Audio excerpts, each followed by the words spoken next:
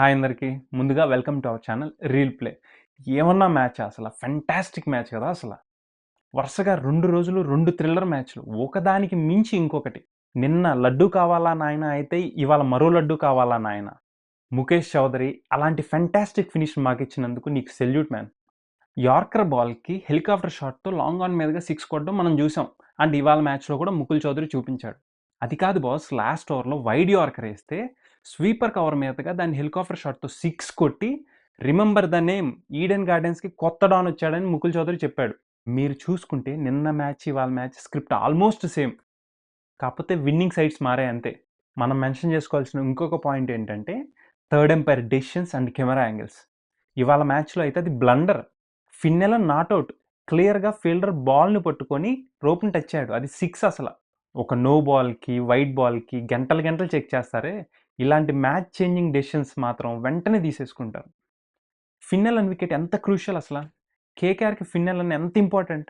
Third empires ఇక నుంచైనా కొంచెం ఎక్కువ టైం తీసుకొనైనా సరే, కొంచెం కరెక్ట్ డిసిషన్స్ తీసుకుంటే బావుండు. లేదంటే ప్లేయర్ల మీద ఏస్తున్న 25%, 50% ఉంది గదా! అలానే ఎంపైర్‌ల మీద గూడా ఎయ్యాలి. లేదంటే కొన్ని మ్యాచ్‌లు బ్యాన్ జేయాలి. స్ట్రిక్ట్ యాక్షన్స్ తీసుకోవాలి వాళ్ళ మీద గూడా.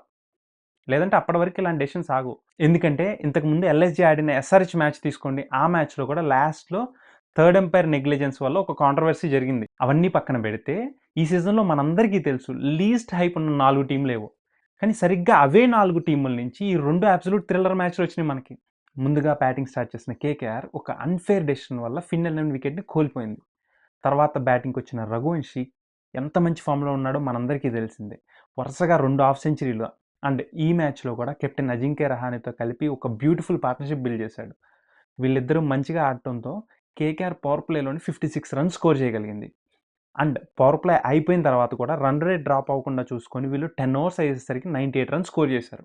రహానే అండ్ రఘువంశీ ఆడుతున్నంత సేపు ఇవాళ కేకేఆర్ ఈజీగా 200 స్కోర్ చేస్తదేమో అనిపించింది. అండ్ చాలామంది రహానే స్ట్రైక్ రేట్ మీద పడుతున్నారు. రహానే ఏం చేయగలడో అది చేస్తున్నాడు. కానీ రహానేకి సపోర్ట్ రావట్లేదు. రహానే ఆడే టైంలో అవతల ఎండ్‌లో వికెట్లు పడిపోతున్నాయి జనరల్‌గా. రఘువంశీ, రహానే ఎలాంటి రిస్క్ షాట్స్ ఆడలేదు. మంచిగా టైం చేస్తూ గ్యాప్‌లో ఆడారు. అంతా మంచిగా వెళ్తున్న టైంలో కెప్టెన్ రహానేని దిగ్వేష్ అవుట్ చేశాడు. ఇక్కడ దిగ్వేష్‌ని మెచ్చుకోవాలి. ఎంత మంచిగా బౌలింగ్ ఏశాడంటే కేకేఆర్ రన్ ఫ్లోకి బ్రేక్ పడింది. దాని తర్వాత వరుసగా వికెట్లు కోల్పోయింది. రఘువంశీ అవుట్ అయిపోయాడు. రింకు సింగ్ అవుట్ అయిపోయాడు. కేకేఆర్ రన్స్ ఎంత స్లో అయిపోయాయంటే 11-15 అంటే ఆ 5 ఓవర్స్‌లో కేకేఆర్ 3 వికెట్లు కోల్పోయి 17 రన్స్ మాత్రమే స్కోర్ చేయగలిగింది. తర్వాత గ్రీన్ అను పోవెల్ ఒక పార్ట్నర్‌షిప్ బిల్డ్ చేయడానికి ట్రై చేశారు. ఇనీషియల్‌గా గ్రీన్ చాలా స్లోగా ఆడాడు అండ్ చాలా స్ట్రగుల్ అయ్యాడు. బ్యాట్‌కి బాల్ సరిగ్గా కనెక్ట్ అవుతున్నట్టు అనిపించలేదు. కానీ ఒక ఎండ్‌లో పోవెల్ మాత్రం కొడుతూనే ఉన్నాడు. వీళ్ళిద్దరూ అలా స్లోగా ఒక 70 రన్స్ పార్ట్నర్‌షిప్ అయితే బిల్డ్ చేశారు. 200 రన్స్ స్కోర్ చేస్తుందనిపించిన కేకేఆర్ మధ్యలో చాలా స్లోగా ఆడడం వల్ల అరే 150, 160 స్కోర్ చేస్తదనిపించింది. కానీ వీళ్ళిద్దరూ లాస్ట్‌లో కొంచెం మంచి ఫినిష్ ఇచ్చేసరికి కేకేఆర్ 181 రన్స్ స్కోర్ చేయగలిగింది. చెప్పాలంటే 182 రన్స్ ఎల్ఎస్‌జీకి అంత పెద్ద టార్గెట్‌లా నాకనిపించలేదు. చూసుకుంటే కేకేఆర్ బౌలింగ్ యూనిట్ అంత గొప్పగా లేదు. అండ్ ఇవాళ బ్లెస్సింగ్ ముజర్బానీ గూడా లేడు. క్యామరన్ గ్రీన్ తీసుకుంటే అంతకుముందు మ్యాచెస్‌లో బౌలింగ్ వేయలేదు. సో, ఎల్ఎస్‌జీకి ఈజీ టార్గెట్‌లానే అనిపించింది. అండ్ దానికి తగ్గట్టు ఎల్ఎస్‌జీ కూడా చాలా బాగా స్టార్ట్ చేసింది. ఫస్ట్ 4 ఓవర్స్‌లోనే 40 రన్స్ స్కోర్ చేశారు. కానీ అసలు ట్విస్ట్ అప్పుడే వచ్చింది. వైభవ్ అరోరా ఏసిన ఫిఫ్త్ ఓవర్‌లో మార్ష్‌ని, మార్కమ్‌ని ఇద్దరిని ఔట్ చేస్తాడు. అండ్ దాంతో థింగ్స్ కొంచెం స్లో అయినాయి. అండ్ ఇక్కడ విచిత్రమైన విషయం ఏంటంటే ఎల్ఎస్‌జీ కూడా పవర్ ప్లే అయిపోయేసరికి 56 రన్సే స్కోర్ చేసింది. తర్వాత కెప్టెన్ పంత్, ఇంపాక్ట్ ప్లేయర్ కింద వచ్చిన ఆయుష్ బదాని ఒక పార్ట్నర్‌షిప్ బిల్డ్ చేయడానికి అయితే ట్రై చేస్తారు. కానీ ఇక్కడ రహానే ఏం చేస్తాడంటే గ్రీన్ బౌలింగ్‌కి తీసుకొనొస్తాడు. గ్రీన్ వేసిన ఒక షార్ట్ బాల్‌ని కొట్టడానికి ట్రై చేసిన పంత్ ఔట్ అయిపోతాడనమాట. అండ్ పంత్ తర్వాత నికోలస్ పూరాన్ వస్తాడు. పూరాన్ కూడా అంతే గ్రీజ్‌లో చాలా కష్టపడతాడు. అండ్ ఎక్కడ కూడా బాల్ టైమ్ అవుతున్నట్టే కనిపించదు. అండ్ తర్వాత పూరాన్ కూడా ఔట్ అవుతాడు. ఇక్కడ ఒకటి చెప్పుకోవాల్సింది ఏంటంటే ఇవాళ ఓపెనర్స్ మార్క్రమ్, తర్వాత పంత్, తర్వాత నికోలస్ పూరాన్ అందరూ కూడా ఎక్స్ట్రా బౌన్స్ ఉన్న బాల్స్‌కి ఔట్ అయిపోయారు.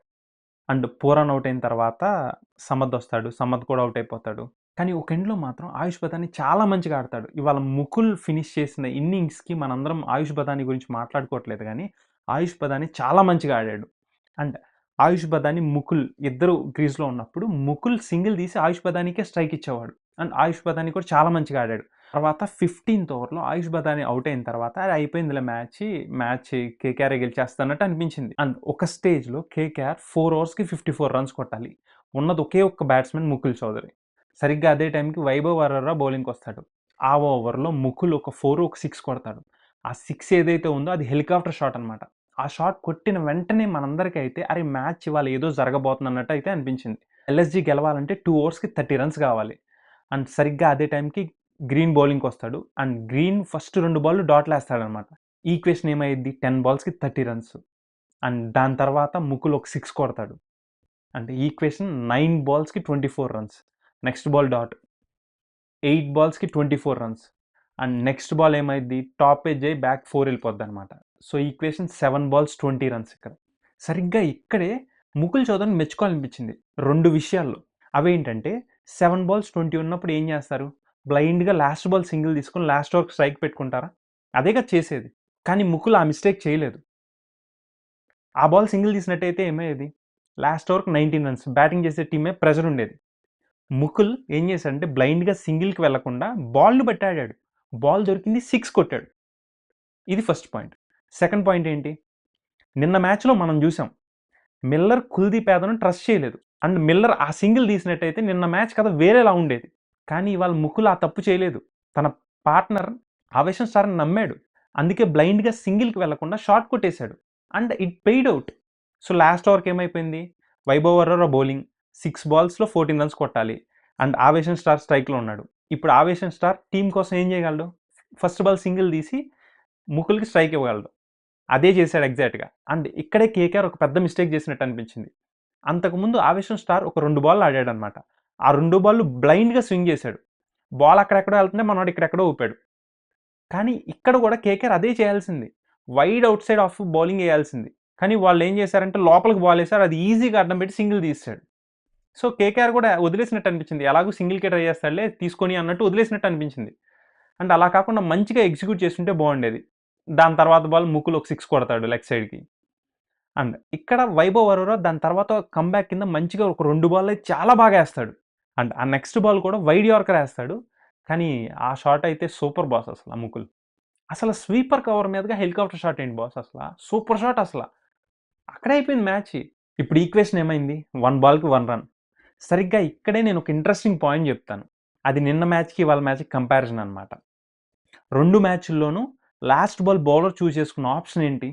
Slower bouncers. And batsman beat అయ్యాడు. అండ్ నిన్న మ్యాచ్‌లో కీపర్ బాల్‌ని పట్టుకొని వికెట్‌ని కొట్టాడు.